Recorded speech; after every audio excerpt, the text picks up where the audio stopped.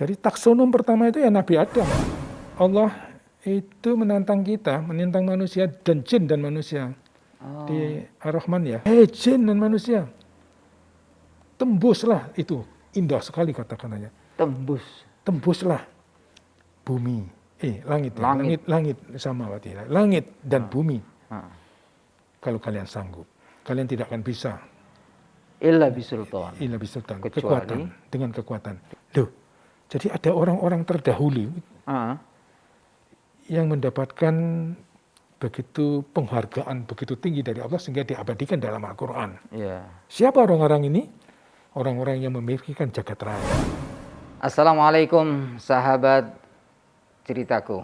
Masih di channel Ceritaku, Cerita Qur'ani, sebuah program syiar di bawah naungan Forum Pelayan Al-Quran. Alhamdulillah, Ceritaku kali ini menghadirkan program podcast baru yang insya Allah seru dan bertabur ilmu, yakni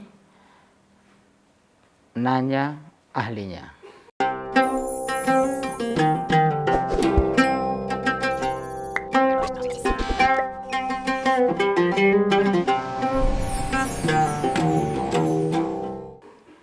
Podcast Nanya Ahlinya, insya Allah kita akan rutin menghadirkan para ahli di bidang tertentu agar kita bisa banyak bertanya.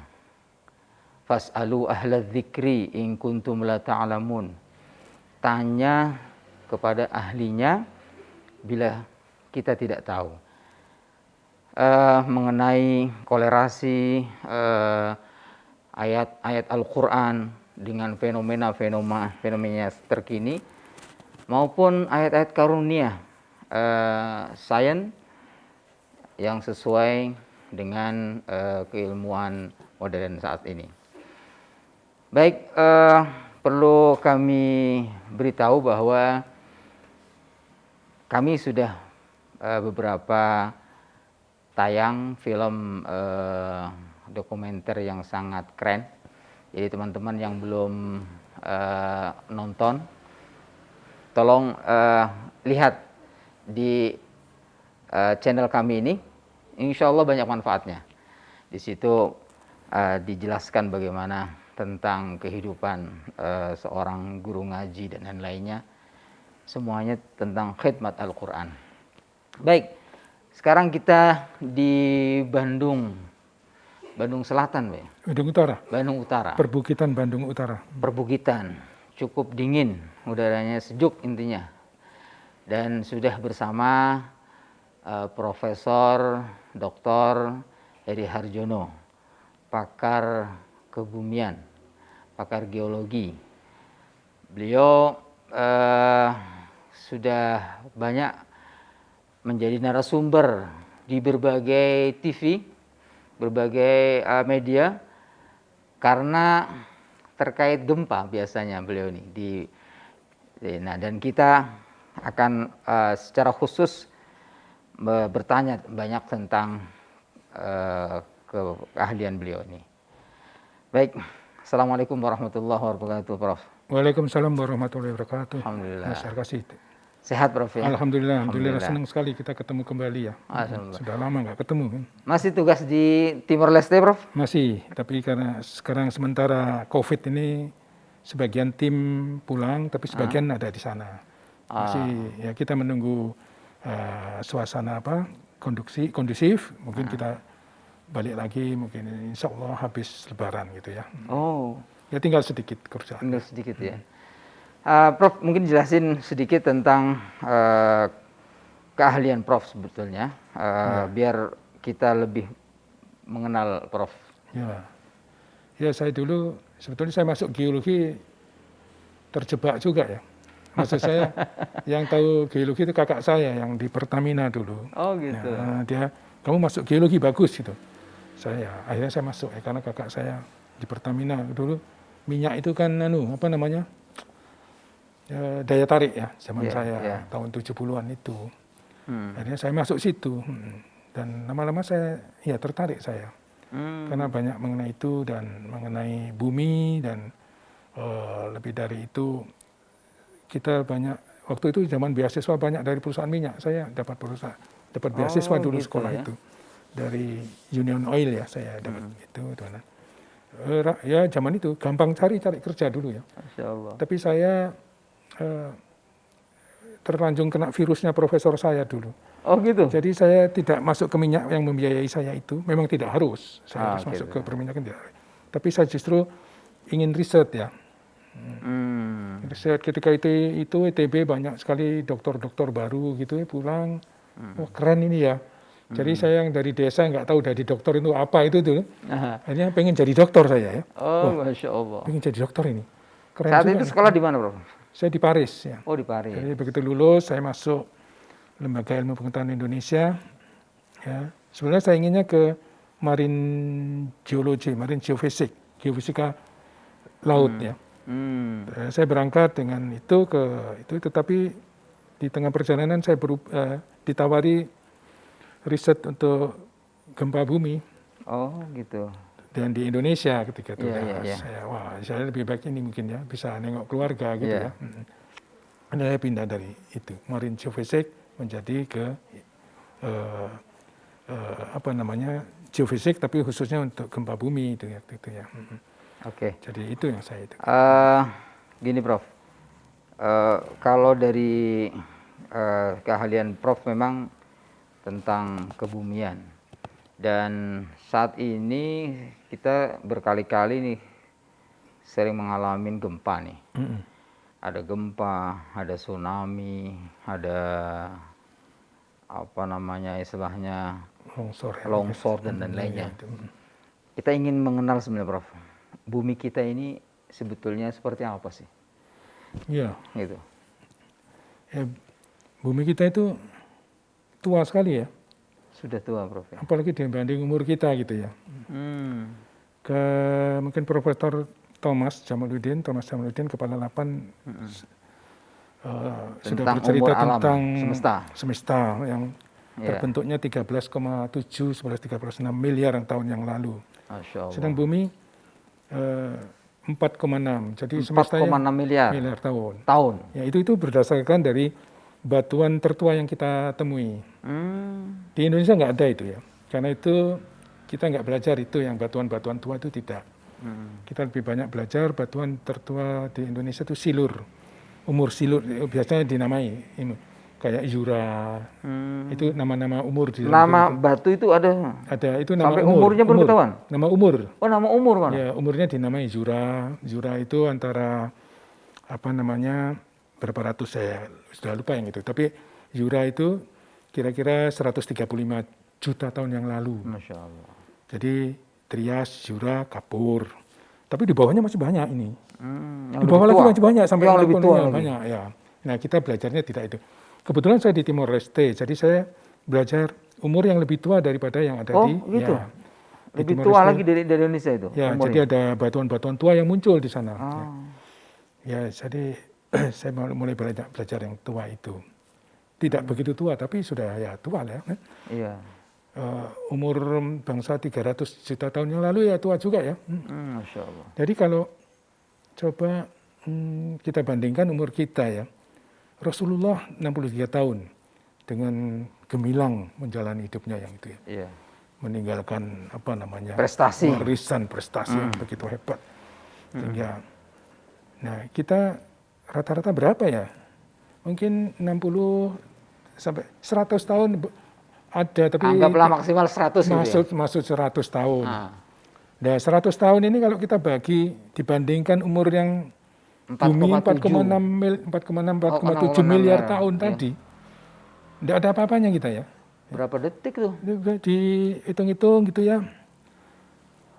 Mungkin ya kurang dari 1 detik ya. 0,67 sekian ya tadi kita rame-rame itu apa betul, mudah-mudahan betul 0,7. Tapi yang jelas sekejap. Sekejap itu. Itu hanya dibanding dengan umur bumi. Umur bumi. Belum alam semesta yang 13 triliun. Kalau 13 miliar tahun, kita kira-kira hanya 0,2 detik. Begitu jarum detik itu tik tik, ini bilang, nah sudah mati. Baru belum bergerak udah mati kita. Jadi ini kita sependek itu. Masya Allah. Wah, repot ya. Jadi Iya. artinya apa? Betapa kalau kita melihat konsekuensi hidup kita sangat itu lagi ya. Kita diberitahu Allah bahwa jagat raya terbentuknya 13,7. Iya. Itu ilmuwan, tapi Allah menyebutkannya penciptaanmu, apakah kau lebih hebat? Apakah kira penciptaanmu lebih di Antum asyaddu khalqan amis sama'u banaha. Iya. Apakah kamu merasa lebih hebat Iya. daripada bumi? Bumi dan langit ya, langit dan itu. Sama ya. langit sama, itu. langit. Ya, itu. Ya, itu coba. Artinya jarak yang begitu panjang 3. Nah, kita juga nggak tahu kapan yang ini habisnya kapan ini. Yang namanya hari akhir kita belum tahu Hari nih kan. akhir ini belum tahu. Jadi kita nggak tahu ini. Kita juga nggak tahu nanti habis di padang mahsyar berapa lama lagi nunggu. Masya Allah. Masya Allah. Jadi konsekuensi ya itu artinya konsekuensi kalau cuma sebentar ya, ternyata sebentar sekali 0,2 kalau jagat raya 0,7 dibanding umur bumi. Cuma sekejap sedikit sekali. Iya, Itu 100 tahun ya. 100 tahun. Umur kita ya. Sedang kalau mulai kebudayaan muncul itu kan 10.000 tahun itu orang manusia mulai banyak kultur itu budaya itu sekira 10.000 tahunan yang lalu. Ya.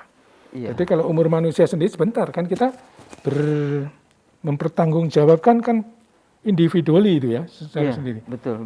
Umurmu yang 100 tahun itu nggak apa gitu kan misalnya. Itu kalau 100 tahun, Bro. Kalau 100 tahun. Saya sudah 70 ini. Sudah 70, Prof ya? Alhamdulillah. Wah, 70. saya masih muda lah. Masih muda. Masih muda lah. Jadi kita kayak gitu Mas. Masih muda ya. Jadi mengenal bumi ini saya kira penting sekali agar kita tahu bahwa kita hidup di bumi dan Allah sendiri kan memberikan tugas kita di bumi ini sebagai khalifah. Iya. Bagaimana peran kita sebagai khalifah ini dalam mengelola bumi ini gimana, Bro? Iya. Satu ya di Al-Baqarah ya. Iya. Wa idh qala rabbuka lil malaikati inni ja'ilun fil ardi khalifah. Nah, bahkan malaikat saja kok dia yang dipilih ya? Jadi orang yang hidupnya cuma sebentar itu, ya itu kalau hidup individually. Kalau itu kan agak lebih panjang. Tapi yang sebentar, orang yang sebentar itu dijadikan khalifah itu gimana ini?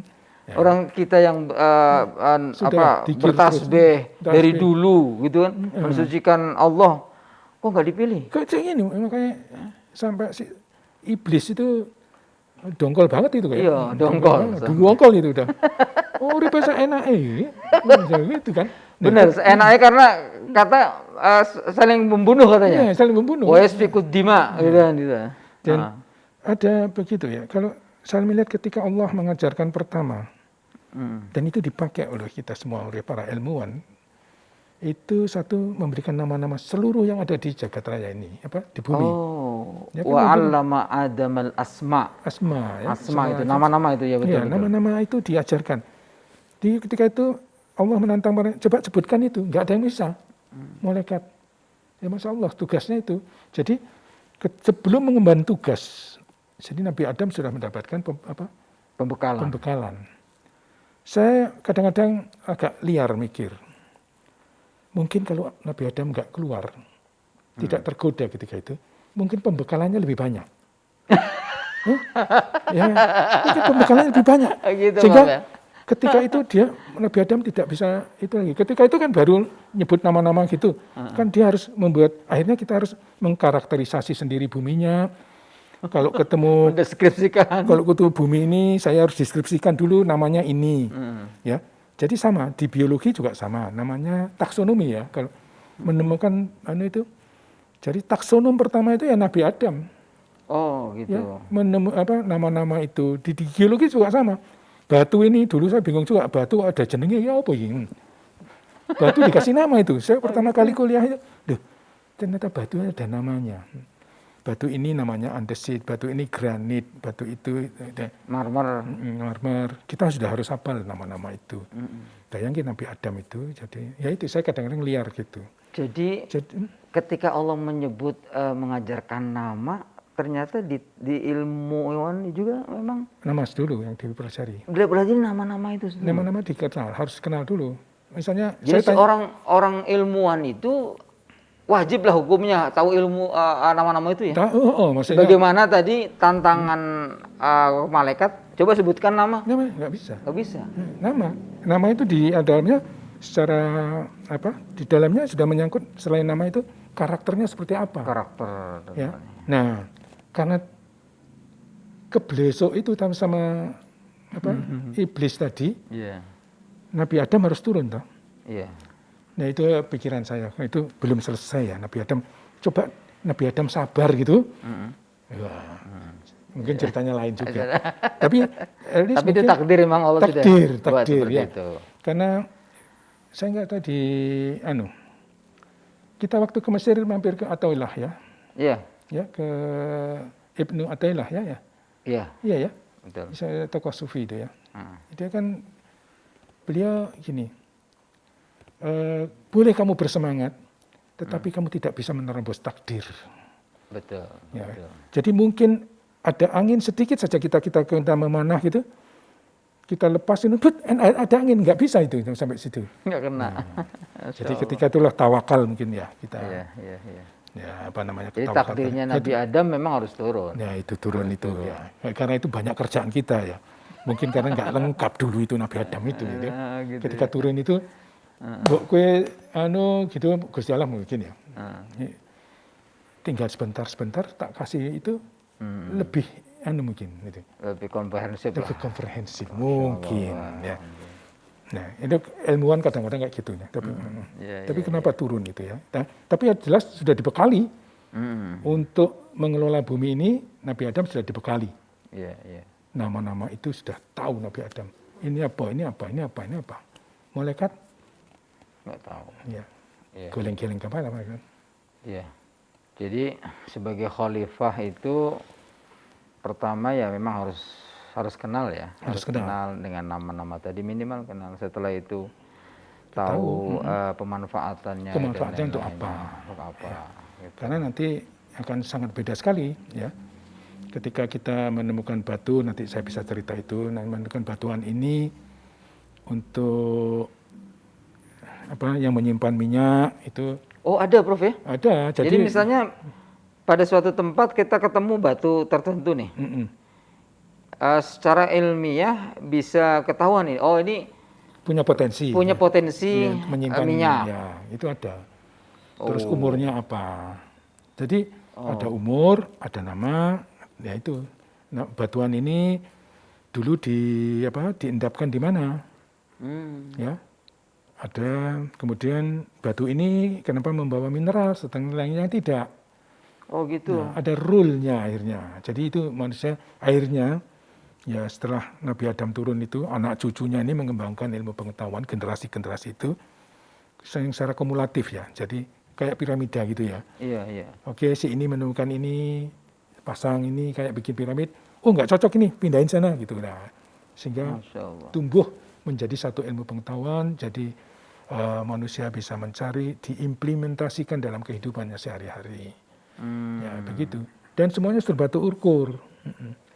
Nah, bagaimana mengukur gini? Kita kan bisa menembus awan lah dengan ini. Bagaimana menembus bumi ini? Mengukur kedalaman bumi ini gimana caranya? Itu menarik juga ya. Tapi ingat ya, Allah itu menantang kita, menantang manusia dan jin dan manusia. Di Ar-Rahman ya, Ar-Rahman 33. Oh, oke. Iya. Ya ma'syaral jinni wal insi in istata'tum an tanfudhu min aqtaris samawati wal ard. Fangfudhu. Ya, fanfudhu. La tanfudhuna illa bisultan. Tidak bisa ya. Hei jin dan manusia, tembuslah itu. Indah sekali kata-katanya. Tembuslah bumi, langit samawati, langit dan bumi. Kalau kalian sanggup. Tembuslah seluruh penjuru itu, penjuru langit dan penjuru bumi. Iya. Kalau kalian sanggup, Jelajahi pokoknya Tuhan terus. kalian tidak akan bisa. Illa bisultan. Ila bisultan, Kecuali kekuatan, dengan kekuatan. dengan Nah, kekuatan ini mungkin yang itu, tentu saja kekuatan ini ridho Allah jelas ya, petunjuk Allah jelas. Kalau tidak diridho itu tidak itu. Tetapi yang jelas ada satu sultan ini juga, saya nggak tahu Mas Darkasi dari sisi kosakata Arab, apakah ada sisi apa namanya kekuatan kita dari itu, jadi misalnya ilmu pengetahuan dan teknologi. Oh iya, misalnya. memang ada tafsiran sultan Ya, ada. itu berarti dengan di samping memang kekuatan Allah, Ya, ada yang menafsirkan ulama-ulama kontemporer itu dengan ilmu, ilmu. dengan teknologi, Iya. gitu kan? Karena saya berangkat balik lagi ke Al-Baqarah yang ayat 30 tadi ya, 30 31 itu ya, yang urutan itu ya. Itu Allah sudah membekali ya ilmu Membekali pengetahuan tadi. ya. Iya, Hanya dengan nama-nama itu, dan itu fundamental itu. Jadi orang jadi geologi, saya geologi dulu sekolah itu, ya udah ketemu batu ini kita disuruh ini latihannya di lab itu, ini batu ini batu apa ya, ini batu apa itu. Gitu ya. Pertama ya bingung juga, rasanya sama juga ini semua ini batunya, mungkin warna beda Warna ya, beda, ya, tetapi ya. isinya lain. Habis itu kita belajar lagi lebih jauh, di dalam batu ini ada mineral-mineralnya apa saja Masya Allah. ya. Kemudian dilihat lagi mikroskop, mineralnya itu seperti ini. Kemudian, nah, nama-nama batu itu ada cirinya, misalnya ya. Ya seperti Mas Jarkasi lah, nama Jarkasi itu cirinya iki. Iya. Jenenge Heri, ya ini. Cirinya dia ngomongnya kayak Jawa Timuran gitu ya. Nah, satu Jawa Tengah gitu. Nah, Iya. nah, itu ciri-ciri itu semua ada sama di dalam batu, dalam itu ada. Di dalam tumbuhan juga sama ya. Artinya tantangan Allah untuk menembus bumi itu Iya. selalu Nah, itu saya selalu terbuka ya. Ya, saya membaca itu terus terang ketika saya ada di Paris. Oh ya. Ya apa, kan isinya belajar aja ya. Iya. Belajar, kemudian buka Al-Quran. Itu saya temui itu yang itu, Ar-Rahman 33. Tantangannya tuh, ya Allah, kalau menembus langit dan menembus bumi, bagaimana menembus bumi itu ya? Ya, bagaimana? Kalau kita Mas Jarkasi mungkin dengan Pak Thomas, Profesor Thomas sudah tahu bagaimana beliau mengirim banyak sekali kali Ya, orang beliau menciptakan langit itu, wahana itu banyak sekali yang dikirim ya, satelit semua. Kita sudah bisa menempatkan. Udah bisa, Indonesia bisa menciptakan satelit sekarang. Menembus lah. Iya. Tapi toh itu masih bagian kecil. Bagian kecil. Ya, menurut mereka para astronom itu bagian kecil. Bayangkan kalau mereka. Kita bagian dari Bima Sakti. Iya. Bima Sakti, sedulur-dulurnya galaksi-galaksi ini, ada super lagi, galaksi, ada lagi, ada galaksi lagi. Loh, nanti kapan itu kita itu? Nah, mungkin kalau orang astronomi ya, orang-orang yang di jagat antariksa itu ngirim wahana lagi, mungkin ketemu lagi, tapi masih jauh di sana. Masih jauh. Nah, kita juga sama di bumi. Di bumi, pemboran terdalam minyak itu kira-kira 12 km kalau tidak salah ya, di Rusia 12 km itu paling dalam? Paling dalam itu, sampai sekarang ya. Oh, Masya Allah. Itu saya waktu sekolah itu artinya di Rusia itu itu 8 km. Sedangkan diameter bumi atau kalau garis tengah jari-jari dulu ya. Iya. Jari-jari kalau ini bola gini, segini. Ini Jari-jarinya. itu jari-jari toh, kayak ruji itu. Ini jari-jari ini 6.300 km. 6.300 kilo. Kita baru 12. Itu baru 12. 12 km. Nah, itu kalau diameternya berarti kan 12.000. Iya. Nah, Kali 2. gimana? Terus tambang emas di Afrika, kalau nggak salah, Afrika Selatan, itu baru sampai 4 km. 4 kilo. 4 km. Artinya, tambang, kalau Anda lihat tambang itu ya, kalau itu tambang, kita dulu sering. Saya dulu di LIPI kan. Jadi di LIPI punya tambang dulu, punya stasiun tambang. Itu kan digali-gali gitu. Terus bikin terowongan gitu ya. Nah, itu seperti itu. Nah, kalau itu ini baru 4 kilo? 4 km ya. 4 km yang sudah terdalam itu di dunia. Untuk tambang emas itu. Nah, 4 kilo. Nah, kita sebagai pribadi itu mungkin nanti paling ya itu satu meter ya. 1 meter. Ya, waktu mau pulang itu dipanggil pulang. Gusti Allah, nembus bumi 1 kilometer. Rumah masa depan. Rumah masa depan itu 1 kilometer. Ya, nembus juga itu. Tapi gini Prof, itu bagaimana mengukur diameter itu? Caranya gimana? Para ahli itu mengukur diameter? Ya, sekarang banyak. Sekarang kita bersyukur itu. Nah, kita kembali juga bahwa yang diciptakan Allah tidak ada yang sia-sia. Di Rabbana ma khalaqta hadza batila ya. Di surat Ali Imran 190 191. Iya. Bahwa bayangkan kadang saya membaca Al-Qur'an itu gimana ya? Kayak bahasanya berdialog gitu ya. Loh, jadi ada orang-orang terdahulu yang mendapatkan begitu penghargaan begitu tinggi dari Allah sehingga diabadikan dalam Al-Qur'an. Iya. Siapa orang-orang ini? Orang-orang yang memikirkan jagat raya. Oh iya. Iya, itu kan itu yang Ulil albab. Iya. Ulil albab. Orang-orang yang mendapatkan itu kan 190 191 itu. Nah, di dalam 190 itu orang-orang yang memikirkan penciptaan Allah sambil berdiri bahwa dalam penciptaan langit dan bumi dan siang dan malam itu ada tanda-tanda kebesaran Allah. Yeah. Nah, di ayat berikutnya bahwa ada orang-orang yang selalu mengingat Allah sambil berbaring, duduk atau berdiri ya. Itu kemudian iya, dan kemudian memikirkan jagat raya ini, penciptaan jagat raya, dan mereka akhirnya berdoa, ya Allah tidak ada yang sia-sia penciptaan ini. Nanti saya akan cerita soal sia-sia itu, tidak ada yang sia-sia itu, ya. Jadi bayangkan tidak ada yang sia-sia. Ya. Jadi ketika kita sudah sebetulnya abad sebelumnya, kita kira 400 sebelum saya lupa 400 sebelum Masehi atau 4 Masehi. Tapi sebelum Masehi.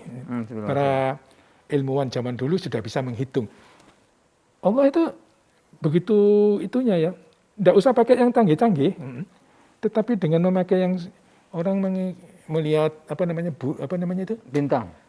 Bukan bintang, yang matahari. Gerhana. Ya. Dari gerhana yang muncul gini berapa itu dihitung gitu. Dia sudah bisa ngitung ini orang zaman dulu itu. Oh, Masya Allah. Jadi diameter. Iya, diameter. Jadi mau pakai teknologi apa dari itu, tapi orang dulu sudah juga mengetahui dengan teknologi mereka itu. Dan betul. Ya, itu betul. Hanya melihat itu matahari, kemudian bulan posisinya seperti apa, dan mereka bisa tahu itu. Kita pernah ke Alexandria ya. Iya, Alexandria. Saya lupa tahunnya, tapi sebelum Masehi juga itu. Jadi ada di Alexandria itu, kalau udah tua itu mulai lupa-lupa. Ya, itu membuat sumur di Alexandria dan di itu. Jadi dia hanya mengukur dari sinar matahari yang masuk jadi di Kairo ya. Di Kairo, Mesir Kairo itu dia pakai stick ini terus ada matahari di sini. Kemudian di Alexandria pada zaman yang sama dia juga melakukan itu pengukuran sumur ya. Terus kemudian dari dua sinar yang jatuh pada tongkat ini dan pada sumur, dia sudah bisa menghitung jari-jari bumi. Zaman dulu ya. Masya Allah. Jadi bukan main. Allah memberikan inspirasi itu. Nah, kemudian sekarang udah mulai gampang ya. Sekarang teknologi bisa membantu itu. Ya, tetapi zaman dulu sudah tahu. Sudah tahu intinya. Itu ya. Kemudian cuma inti bumi belum tahu. Nah, kemudian bagaimana mengetahui inti bumi? Jadi Mas Yarkasi ya, Mas Ustadz ini ya. Mas, bumi itu kan terdiri inti bumi bagian dalam. Inti dalam. Itu relatif padat. Kemudian inti bumi bagian luar. Ya, tengahnya itu. Ya kayak bawang gitu lah ya. Iya, ada lapis-lapis. Udah pelapisan lain itu inti bumi bagian luar, kemudian ada mantel. Ada mantel. Okay. Itu kemudian ada di itu kulit bumi. Nah, seperti itu. Nah, itu bagaimana tahu dari itu? Itu dari signal-signal gempa yang menembus bumi tadi. Oh. Ya. Jadi Itu Allah teknologi tuh. memberikan- Kalau itu pakai teknologi. teknologi, sudah ilmu pengetahuan dan teknologinya kita membuat alat-alat pencatat gempa. Jadi kalau kita ada pencatat gempa, bumi, gini ada gempa, ini ya, terus masuk ke dalam inti bumi, terus ini gini ya, masuk sampai diterima gempa lagi ini. Katakanlah ini ya. Ya, Ini getaran ada kan gempa. terus. Gini kan jalan terus. kan. Ini ada gempa, Iya. gini. Nah dia nembus ini, terima di sini, terima di sini, terima di sini. Oh. Dari sini inilah kita bisa tahu bahwa bumi kita anatominya seperti itu. Jadi Prof, ketika gempa di sisi sebelah sini bumi, ini sama teknologi terekam nih getarannya. Terekam. Jadi ada pencatat gempa ya. Dari situ bisa mengukur. Bisa mengukur. Apa Dia namanya? bisa mengukur. Oh, masya Allah. Sudah pernah dipegang saya jantung toh. Jantung. Jantung EKG itu, nah semacam itu kan kita punya gini. Nah ahli seismologi, ahli gempa, dia membaca itu signal ini. Oh ini masuk ke daerah misalnya cair atau itu. Nah, Daerah padat. ya gitu. saya kebetulan ya disertasi saya di Krakatau di Selat Sunda. Stasiun saya dulu itu ada stasiun pencatat gempa, itu teknologi ya. Untuk mencatat itu teknologi. Namanya seismograf. Seismograf. Terus itu catatannya itu seismogram. Seismograf. Nah, seismograf ini dari seismograf itu beberapa gempa saya, stasiun gempa saya menangkap gempa-gempa yang melewati Krakatau. Itu agak aneh gitu ya. Selalu gelombang esnya ada banyak yang hilang. Oh. Ya. Gelombang es tidak bisa tembus di bidang celah. Jadi gelombang itu ada dua. Yang bambangnya itu kita ke bahasa gampang aja ya, Iya. primary dan secondary. Yang primary itu secondary. P, yang secondary itu S. Ini yang primary itu longitudinal, itu bahasa itunya. Iya. Tapi yang satunya transversal ya. Nah yang primary ini dia bisa nembus Nembus semua lapisan. semua lapisan, mau padat mau itu ditembus. Tetapi yang S S ya. enggak. Dia diserap itu, kemudian dia tidak ada. Kita tidak bisa menerima gelombang es waktu itu di situ ya. Nah, karena itu saya bisa memetakan sumber magma yang ada di Krakatau. Itu di Krakatau di atas ada lapisan-lapisan magma kecil-kecil, kantung-kantung magma, saya sebutnya dulu kantung. Iya. Ada pocket-pocket gitu, tetapi yang sebelah bawah ada tempat magma yang besar sekali, pada kedalaman 22 kilometeran gitulah ya. Masya Allah. Nah itu dengan gempa, dengan apa? Jadi gempa yang terjadi kita kan di Aceh itu Gempa menjadi musibah, tapi memberikan itu lain. oleh sisi lain Sisi lain dia memberikan pengetahuan lebih banyak. pengetahuan dan jadi menjadi sebuah kemanfaatan Ya, jadi untuk selanjutnya. kayak gempa yang pertama kali kita tahu inti bumi kita itu padat, ada bahwa dulu sudah tahu, ilmuwan sebelumnya sudah tahu ada mantel, ada kulit bumi, ada mantel, ada inti bumi. Di bumi. Tetapi ternyata namanya Inge Lehmann, perempuan beliau dari Denmark, dia menggunakan gempa yang terjadi di New Zealand ketika itu, saya lupa besarannya, tetapi masuk ke Denmark dan di stasiun itu dia diterima itu. Oh. Dia itu akhirnya disitulah tahun 1936 ada publikasi beliau yang menyatakan bahwa inti bumi itu ada. Jadi tadinya yang inti bumi hanya satu saja itu, kemudian terjadi ada dua. Satunya relatively cair, bersifat cair, satu lagi bersifat padat. Waduh, ini padat dan panjang, Prof. Kita kayaknya perlu Istirahat ini. Kalau kita perlu bagi, tidak mungkin ini semuanya kita akan habiskan sekarang ini. Dan masih ada pembahasan tentang gunung, Prof ya. Ya. Wah, Prof. Oke. Kita pada part selanjutnya kita akan bahas tentang gunung. Karena gunung ini masih bagian dari bumi. Bagaimana proses gunung, manfaat gunung, dan bagaimana Al-Quran bicara tentang gunung ini juga menarik sekali. Ikuti selanjutnya. Dan kita akan terus mengkaji tentang ayat-ayat Al-Quran yang berkenaan dengan bumi bersama ahlinya. Assalamualaikum warahmatullahi wabarakatuh. Waalaikumsalam.